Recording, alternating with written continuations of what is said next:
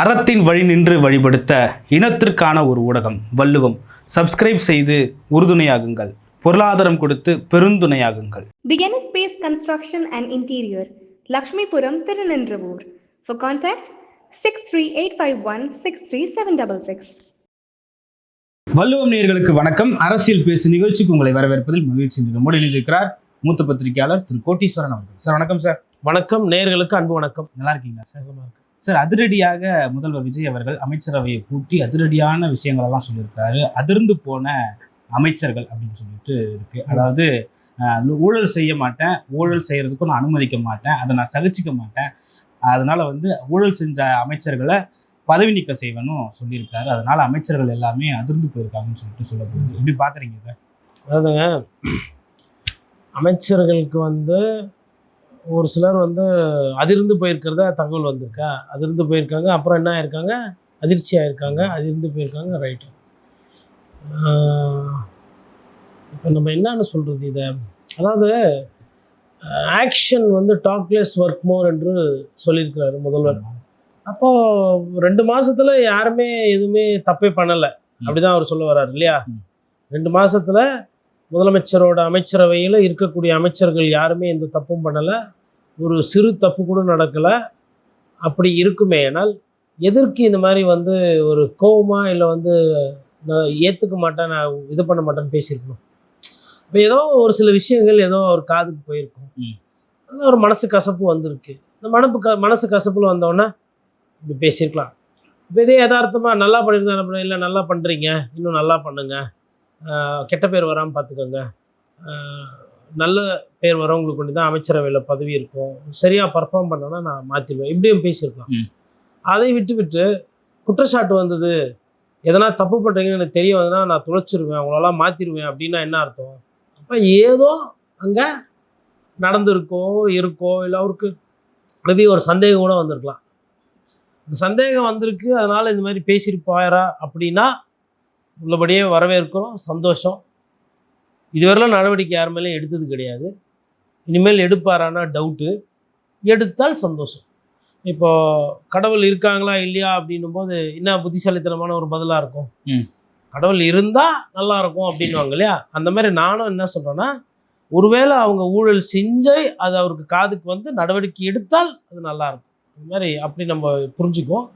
இதுவரையிலும் அவர் யாரும் பயப்படுற மாதிரி அதிரடியாவோ இல்லை பயப்படுற மாதிரிலாம் எதுவும் நடவடிக்கை இதுவரையிலும் முதலமைச்சர் எடுக்கவில்லை அப்படின்றது தான் நான் புரிஞ்சுக்கிறேன். அப்படி ஏன்னா கடந்த காலத்துலலாம் அமைச்சரவை மாற்றம் கேட்டுறோம் அதெல்லாம் நம்ம பார்த்துருக்கோம். ஒரு சில விமர்சனத்துக்கு உண்டான அமைச்சர்கள் தூக்கி எறியப்பட்டதெல்லாம் கடந்த காலத்தில் பார்த்துருக்கோம். ஆட்சி கிட்டத்தட்ட 2 மாதங்களை நோக்கி நகர்ந்து கொண்டிருக்கிறது. ஆனால் அந்த மாதிரி ஒரு பெரிய நிகழ்வுகள்லாம் நான் இதுவரையிலும் பார்க்கல. ஆனால் தலைப்பில் போடுறவங்க போட்டுக்குவாங்க, மெர்சலாக்னார் விஜய் சார் எல்லாம் அமர்க்கலப்பட்டு ஆக்ரோஷமாக பேசினார். இந்த படத்தில் வர மாதிரி படத்து பேர்தெல்லாம் வச்செல்லாம் சொல்லலாம். அதை நம்ம கண்ணால் பார்த்தா அப்போ அதை நீங்கள் சொன்ன மாதிரியே நானும் கலகிட்டாரு, அட்டகாசம் பண்ணிட்டாரு, அதிர்ந்து விட்டாரு, மெர்சல் ஆகிட்டாரு அப்படின்ற மாதிரி நம்ம பேசலாம். இன்றைக்கி அப்படி எதுவும் ஆன மாதிரி தெரியல. ஒரு அமைச்சர் இல்லை, நிறைய அமைச்சர்கள் நிறைய சர்ச்சைகளில் வந்திருக்கிறாங்க. குறைந்தபட்சம் எம்எல்ஏக்கள் மூலம் பேசிக்காக ஒரு உண்மையை புரிஞ்சுக்கணும்.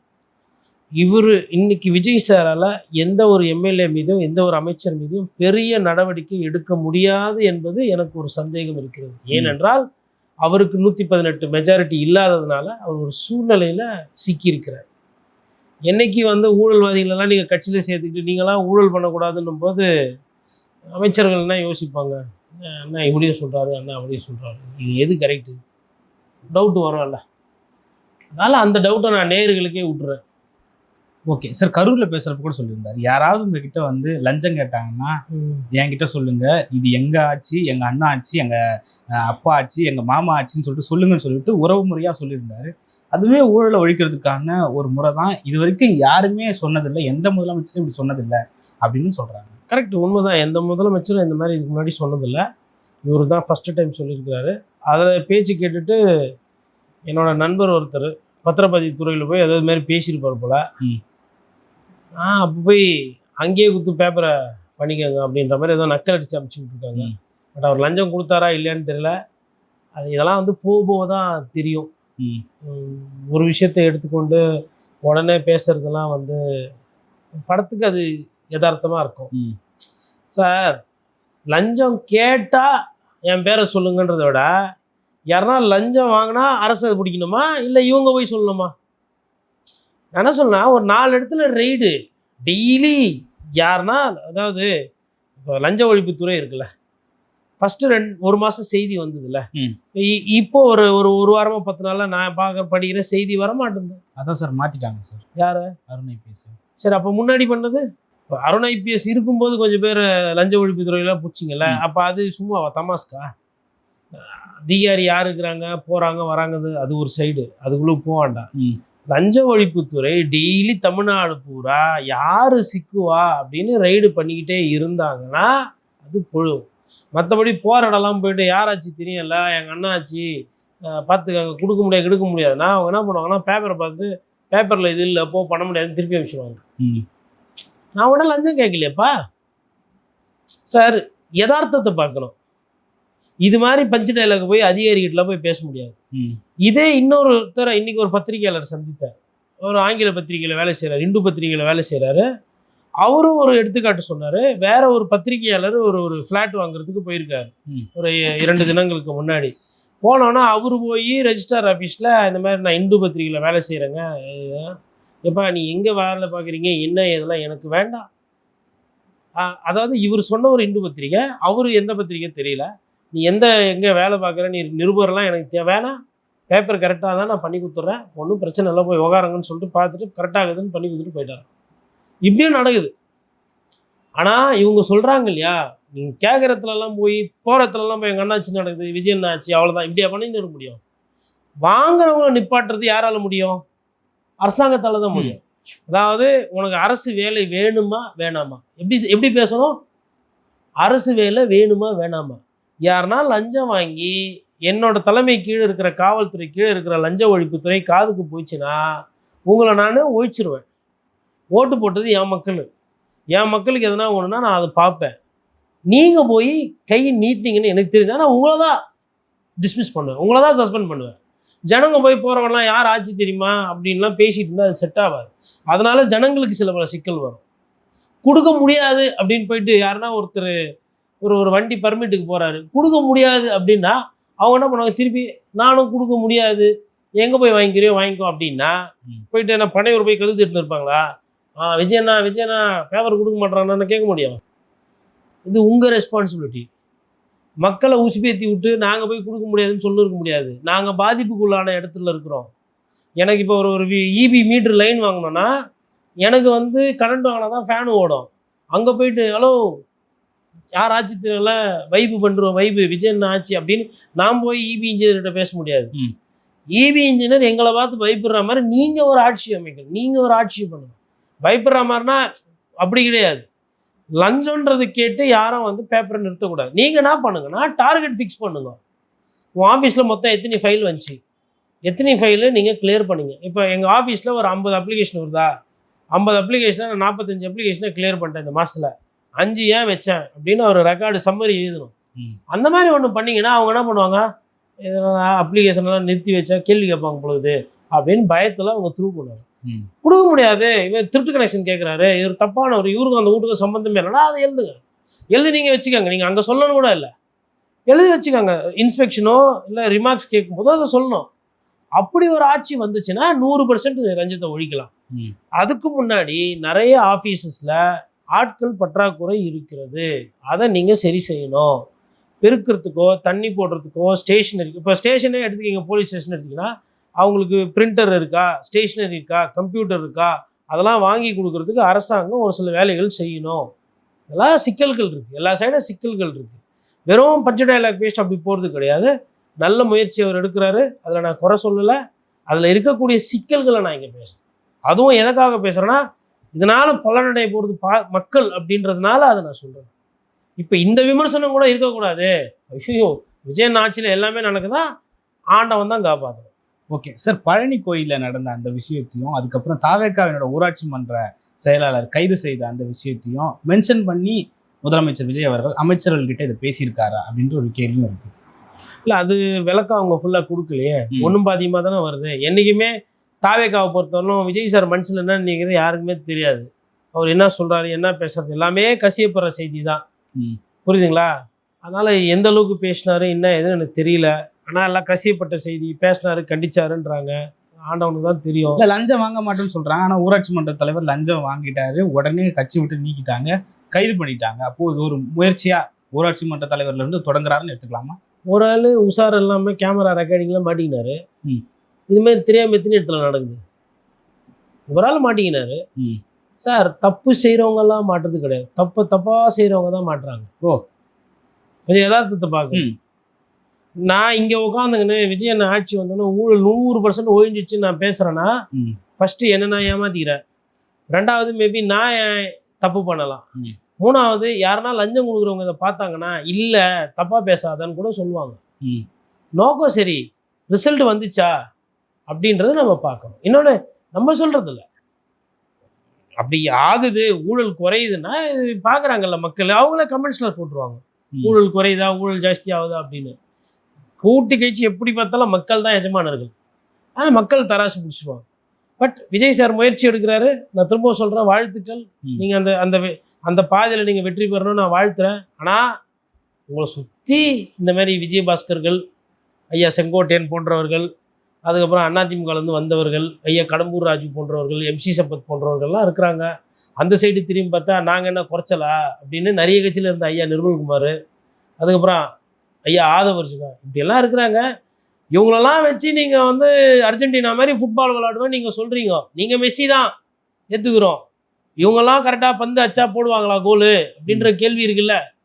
அதுக்கு காலம் தானே பதில் சொல்கிறேன். தாவேக்கா செய்தி தொடர்பாளர் ஜெகதீஷ பாண்டியன் வந்து ஒரு நிகழ்ச்சியில் பேசணும்னு சொல்றாரு. நாங்கள் வாஷிங் மிஷின் வச்சுருக்கோம், ஏன் ஒரு மனுஷன் திருந்தவே கூடாதா?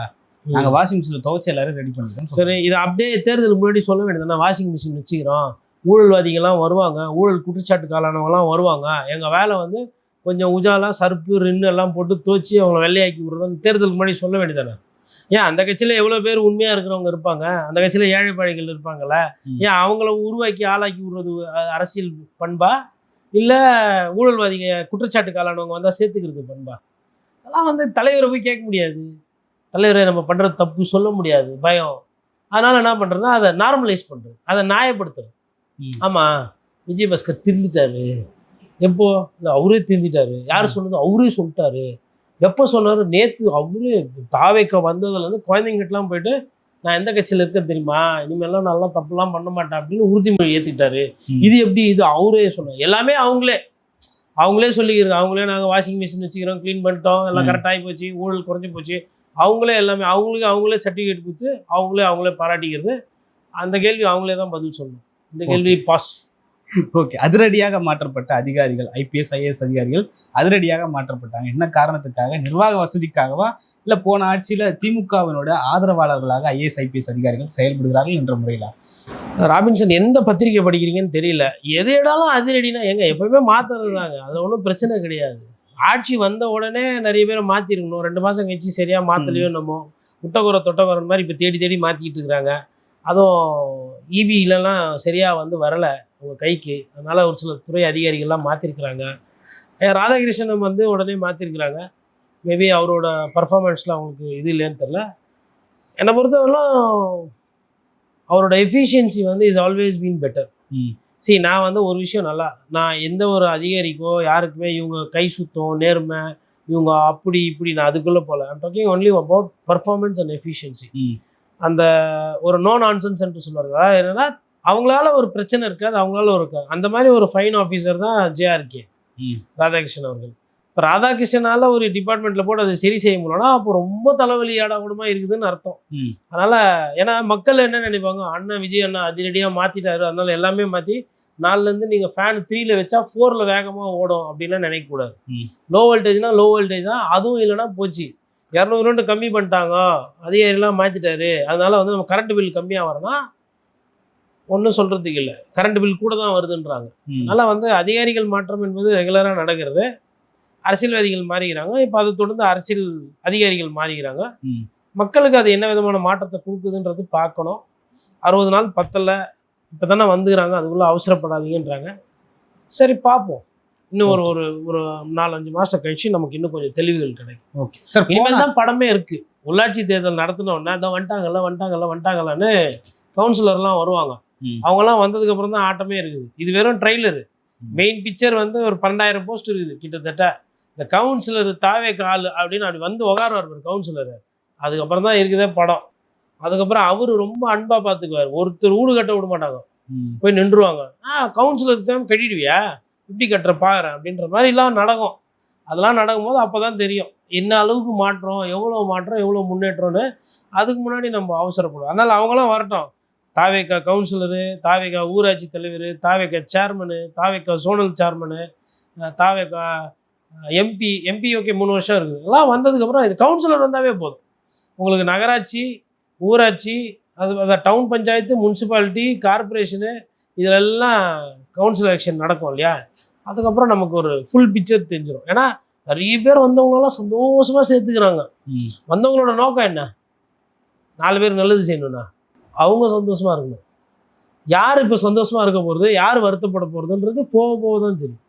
Okay sir. போன ஆட்சியில் லாக்அப் மரணம் நடந்தப்போ தாவேக்கா தலைவர் விஜய் அவர்கள் நல்லா குரல் கொடுத்தாரு. அது மட்டும் இல்லாமல் சாரி வேண்டாம் நீதி வேண்டும் சொல்லிட்டு சென்னையில் ஒரு பெரிய ஆர்ப்பாட்டத்தை முன்னெடுத்தார். அதுக்கு முன்னாடி யாரெல்லாம் லாக்அப் மரணத்தில் மரணித்து போனாங்களோ அவருடைய பெற்றோர்களை கூட்டு வந்து அந்த போராட்டத்தில் செஞ்சிருந்தாரு. சபரிவர்மன் என்ற ஒருவர் வந்து அந்த லாக்அப் டெத்தில் இறந்து போயிருக்காரு. 19 இடத்துல காயம் இருக்குன்னு சொல்கிறாங்க. வீட்டுக்கு அமைச்சர்கள் போனப்போ பெற்றோர்கள் எல்லாம் கேள்வி மேலே கேள்வி கேட்குறாங்க. எப்படி பார்க்குறீங்க இதெல்லாம்? நம்மளுக்கு ஒரு சில விஷயத்தில் பேர் சொல்லும்போது கரெக்டாக அஜித் குமார்னா ஓகே நம்ம நண்பர் பேர், அப்புறம் நம்ம எதிர்கட்சியாக இருக்கிறோம் அப்படின்னும்போது ஸ்பார்க் ஃபர்ஸ்ட் ஆகுது. சபரிவர்மன் அப்படின்னும்போது சபரிவர்மன் ஸ்பார்க் ஆகல. 1. 2வது இன்னைக்கு என்னோட தேவையை பூர்த்தி ஆகி விட்டுது. நான் இன்னைக்கு தேதியில் முதலமைச்சர். நான் எதிரில் இருந்தேன்னா இதெல்லாம் பெருசாக பேசுவேன். நான் இப்போ ஆட்சிக்கு வந்துட்டேன். எனக்கு என்ன தேவை இருக்குது? இப்போ முதல்வர் விஜய் சாருக்கு என்ன தேவை இருக்குது? இதுக்கப்புறம் ஒரு விஷயத்த நான் போய் இப்போது வேர்ல்டு கப் ஜெயிக்கணும்னா round of 64, round of 32, round of 16, quarter, semifinal, அதுக்கப்புறமா ஃபைனல் ஜெயிச்சு கப் ஏற்றனா ஓகே சூப்பர். நம்ம தான் அவ்வளோலாம் பண்ணவே இல்லையே. 2.25 வருஷத்தில் முதலமைச்சர் ஆகிடுமே. அப்படி இருக்கும்போது அப்போ அஜித் குமாருக்கு குரல் கொடுத்தாரு, இவருக்கு கொடுக்கல வர்மனுக்கு அப்படின்னா என்ன பண்ணுறது? கன்னியாகுமரி ஊருக்கு ஒதுக்குப்புறமா இருக்குது, பின்தங்கிய மாவட்டம், பாவம் அவரால் நான் சரியாக நடக்க முடியாதுன்னு வேற சொல்கிறாங்க. மனசுல இருந்து வரணும். இதெல்லாம் வந்து நம்ம போய் விமர்சனம் பண்ணி இவர் ரியாக்ட் பண்ணுறாரு பண்ணல அப்படின்றதுலாம் இல்லை. அஜித்குமாருக்கு குரல் கொடுத்தீங்கன்னா இதுக்கும் கொடுக்கணும். அப்போ ஒருத்தருக்கு குரல் கொடுத்துட்டு இன்னொருக்கு குரல் கொடுக்கணும். இதுலேயே உங்கள் ஓரம் வந்தனா தண்டவாளம் ஏறுது. அப்போ ஆட்சியில் இருந்தால் எல்லாம் அதே தான். ஆட்சியில் இல்லாத வரலும் எதிரில் இருக்கிறவங்கள பார்த்து பேசுறதுக்கு நல்லா இருக்கும். ஆட்சிக்கு வந்ததுக்கப்புறம் அமைதியாக இருக்கிறீங்க. இன்னும் உடல் கூட வாங்கலாம்னு நினைக்கிறேன். பாவம், எல்லாருக்கும் உயிர் ஒன்று தானேங்க. 200 கிராம் வச்சுருந்ததுக்கு, அதாவது பெருசாக வியாபாரம் பண்ணால் சேர்த்துக்கிறீங்க குட்கா வச்சு. கொஞ்சோண்டு வச்சு குட்கா ஒரு ஏதோ குற்றச்சாட்டு, உண்மையானு தெரியாது, கூட்டின்னு போய் இந்த மாதிரி 19 இடத்துல அடிச்சு இந்த மாதிரி பாவம் பண்ணிட்டீங்க. பாவம் அந்த குடும்பத்துக்கு யாருன்னா ஏதோ உதவிகள் பண்ணால் நல்லாயிருக்கும். ஒரு விஜய் அண்ணா ஃபேன் இல்லை. விஜய் அண்ணா ஃபேனாக இருந்தால் எனக்கு அரசு வேலை கிடைக்கும். அதுவும் இல்லை. அஜித்குமார்ன்ற பேரும் இல்லை அந்த தம்பிக்கு. குடும்பத்துக்கு யார் இனிமேல் வழி என்ன எது தெரியல. பாவமாக இருக்குது பார்க்கும்போது. ஆனால் ஒன்றுங்க, அட்லீஸ்ட் இந்த மனித உரிமை மீறல் சம்மந்தமான செயல்பாட்டர்கள் இருக்காங்கல்ல, ஹியூமன் ரைட்ஸ் சம்மந்தமாக, அவங்களாம் மாறுறது இல்லைங்க. எந்த ஆட்சி இருந்தாலும் எங்கே லாக்அப் டெத்துனாலும் அவங்க போய் நிற்கிறாங்க. அதனால் அந்த மாதிரி அந்த போராட்டத்தை முன்னெடுத்துக்கிற அந்த நல்ல நெஞ்சங்களுக்கு மனிதாபிமானம் தோற்று போகக்கூடாது. மனித உயிர் வந்து அல்பத்தனமாக போகக்கூடாது, லாக்கப்பில் போகக்கூடாது, ஜெயிலில் அடிக்கக்கூடாது அப்படின்னு இந்த மனித உரிமையை காப்பாற்றணும்னு நினைக்கிறாங்க இல்லைங்களா? அவங்க எல்லாருக்கும் இந்த நேரத்தில் வந்து நன்றி. நீங்களும் இல்லைன்னா நாதியே கிடையாது. வழக்கறிஞர்களும் இல்லை, நீதிமன்றமும் இல்லைன்னா மக்களுக்கு நாதியே கிடையாது. கூட்டு போய் இதேமாதிரி அடிச்சு சாவிச்சு போட்டுருவோம். இந்த நேரத்தில் ஐயா நீதியரசர் PN பிரகாஷை நினைவுக்கு வரணும். ஏன்னா அவர் தான் ஃபெலிக்ஸ் ஜெரால்டு கேஸில் வந்து தூக்கி வச்சு காவல்துறை கிழின்னு கிழிச்சார். கிழிச்சு போடு எல்லாத்தையும் போடுனார். அதுக்கப்புறம் அங்கேருந்த ஒரு காவல் பெண்மணி அதிகாரி ஒருத்தாங்க, அந்த அந்த தங்கச்சின்னு நினைக்கிறாங்க, என்னை விட அவங்களுக்கு வயசு கம்மியாக இருக்கலாம். அவங்களாம் அந்த மாதிரி அவங்களாம் உண்மையை பேசுனதுனால தான் அங்கெல்லாம் நீதி கிடச்சிது. அவங்களும் சொந்த காவல்துறை பற்றி நம்ம எதுக்கு பேசணும் அப்படின்னு அவங்க உண்மையை பேசலன்னா நீதி கிடச்சிருக்காது. இந்த மாதிரி அங்கொன்றுமாய் இங்கொன்றுமாய் ஒரு சிலர் பண்ணுறதுனால தான் ஓரளவுக்கு இருக்குது. இல்லைனா யோசிச்சு பாருங்க, இன்றைக்கி போயிட்டு 2 அமைச்சர் எல்லாம் போய் நிற்கிற மாதிரி சொன்னாங்க. எல்லாம் நடக்குமா? தப்பு நடந்திருக்குது. ஒரு இன்னைக்கு அரசு அதிகாரிகள், கலெக்டர், எஸ்பி, ஐஜி, அமைச்சர் எல்லாம் போய் இப்படி நிற்கிறீங்கள, கூப்பிட்டு போலீஸை கூப்பிட்டு சொன்னோம், நீ உன் கை பதஷ்டத்துக்கு நீ பண்ணுவ, நாங்கள் போய் பாதிக்கப்பட்டவங்க வீட்டுக்கு முன்னாடி இப்படி நிற்கணுமா, அருவு இருக்கா இல்லையா, உன் கை இருந்தால் உன் கையை உன் ஜோபிக்குள்ளே வச்சுக்கா, கை நான் நீட்டா அப்படின்னு கேட்கணும். நல்லா நாக்கு பிடுங்குற மாதிரி நறுக்குன்னு 4 கேள்வி கேட்கணும். அப்போ தான் இந்த மாதிரி சாவர அளவுக்கு அடிக்கிறது. அந்த அளவுக்கு என்ன காண்டு நான் கேட்குறேன். சுப்ரீம் கோர்ட்டு திருப்பி திருப்பி சொல்லுது, ஹைகோர்ட்டு திருப்பி திருப்பி சொல்லுது, கஸ்டடி எடுக்க, விசாரிங்க, கை வைக்கிற உரிமை உங்களுக்கு இல்லைன்னு சொல்லுது. என்ன வேலை அது? சரி, ஆமாம், குட்கா வியாபாரம் பண்ணார், ஏதோ அவர் பண்ணியிருக்கிறாரு, என்ன பண்ணோம், ப்ரூஃப் பண்ணி எவிடன்ஸ் எடுத்து கோர்ட்டில் ஆஜர்படுத்தி தண்டனை வாங்கி கொடுக்கணும். அதான வேலை. அடிக்கிற வேலை என்ன வேலை? இப்போ உங்களை இதே காவல்துறையில் இருக்கிறவங்க யாருன்னா அச்சா என்ன பண்ணுவீங்க நீங்கள்? உங்களை தொட்ட ரவுடிங்களெல்லாம் இல்லாமல் பண்ணியிருக்கீங்களா நீங்கள்? சட்டத்துக்கு முன்னாடி நிறுத்தாமலே என்ன பண்ணுவீங்க? துப்பாக்கி எடுத்து லோடு பண்ணி என்கவுண்டரில் போட்டு தள்ளிட்டு போயிட்டே இருப்பீங்களே. அப்போ உங்கள் உயிர்னா ஒரு கிரேடு. அவன் குற்றவாளியோ குற்றச்சாட்டப்பட்டவர், நான் அவர் செஞ்ச விஷயத்தை நான் சத்தியமாக நியாயப்படுத்தவும் போகிறதில்ல, நான் பண்ணுறதே இல்லை. கை கால் ஒஞ்சி மாவு கட்டு போடுறாங்க ஒரு சில நேரத்தில், அதை கூட நான் விமர்சனம் பண்ணது கிடையாது. ஏன்னா ஃப்ராடு தானே பண்ணிக்கிறாங்க. ஏதோ உயிர் போகிற அளவுக்கு அடிக்கிறதுன்றது இருக்குல்ல, அது மனிதாபிமானமே கிடையாது. பாத்ரூமில் வழுக்கி ஊறாங்கன்னா ஒரு சிலர் சொல்லுவாங்க, நாங்கள் வரவன் திட்டு பையனாக இருக்கிறான், கொஞ்சம் தட்டி வைக்கணும். நான் யதார்த்தத்தை பேசுகிறேன். நான் எதையுமே இங்கே நியாயப்படுத்தணுன்றது என்னோட நோக்கம் இல்லை. மனிதாபிமானம் தான் முதல்ல, மற்றதெல்லாம் அப்புறம். அந்த மனிதாபிமானத்தோடு விளையாடாது. இப்போ முதல்வர் இதில் மௌனம் காக்கிறது அவரோட அந்தஸ்தை குறைக்குது. அன்னைக்கு முதலமைச்சர் ஸ்டாலின் சாரி கேட்டு இந்த சாவுக்கு புண்ணியம் தேடிக்கிட்டார். என்ன மன்னிச்சிருங்க, என் காவல்துறை தப்பு பண்ணதுக்கு நான் மன்னிப்பு கேட்டுக்கிறேன். அன்னைக்கெல்லாம் கிண்டல் பண்ணோம், சாரி பூரி குப்பை தொட்டி லாரின்ற மாதிரிலாம் கமெண்ட்ஸ் போட்டாங்க கீழே. இன்னைக்கு அது கூட இல்லை. எத்தனை நாள் ஆச்சு? 4 நாள் ஆயிடுச்சுங்களா? இன்னோட 3 நாளான்னு தெரில. 4 நாள் ஆச்சு. அப்புறம் என்ன விதத்தில் இருக்குது? சட்டம் ஒழுங்குனா சட்டம் ஒழுங்கு எல்லா இடத்துலையும் இருக்கணும். ஒழுங்கு அதுக்கு தான் பேர். Order, law and order. Order ஜெயிலையும் இருக்கணும். ஜெயிலுக்கு வந்தாங்கன்னு சொல்லிட்டு ஏதோ சிக்கன் 65 போடுற மாதிரி அறுத்து போடுறதோ, இல்லை கூட்டு குர்பானிக்கு ஆடை வெட்டுற மாதிரி மனுஷால நடத்த முடியாது. சட்டம் அதை அனுமதிக்கலை. ஓகே, பல்வேறு கருத்துக்களை பகிர்ந்து கொண்டீங்க. மற்றும் ஒரு கான்செப்டுக்கும் நன்றி சார். நன்றி.